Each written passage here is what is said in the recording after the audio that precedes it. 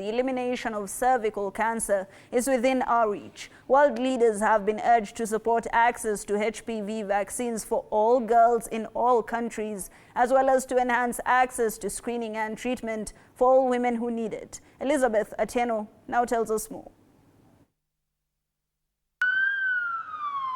Every year, over 350,000 women die from cervical cancer and another 660,000 are diagnosed. As a result, children are orphaned, families impoverished, and communities diminished by the loss of mothers, wives, daughters, and sisters.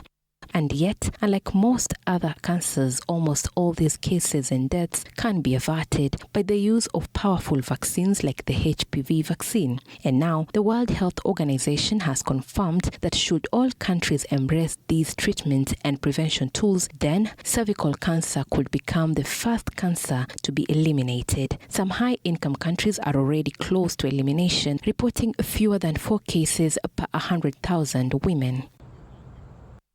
In 2018, WHO launched a global call to action to eliminate cervical cancer, which was followed in 2020 by the adoption by all 194 WHO member states of a global strategy to accelerate the elimination of cervical cancer as a public health problem. The strategy calls for countries to achieve 3 targets by 2030, which is 90% of girls are to be vaccinated against HPV, 70% of women are to be screened, and 90% of those found with precancer or cancer are to be treated.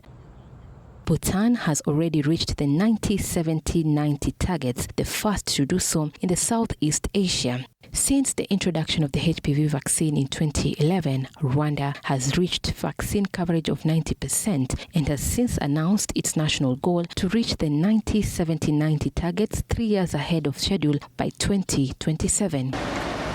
Nigeria, which introduced the HPV vaccine in October last year, has already vaccinated 12.3 million girls. In Kenya, about 77% of girls have received the first dose, with only 31% receiving the second dose. More than 60 countries have introduced the HPV vaccine into their immunization programs. The largest provider of HPV vaccines to low and middle-income countries is GOtv, which plans to vaccinate 120 million children between now and 2030.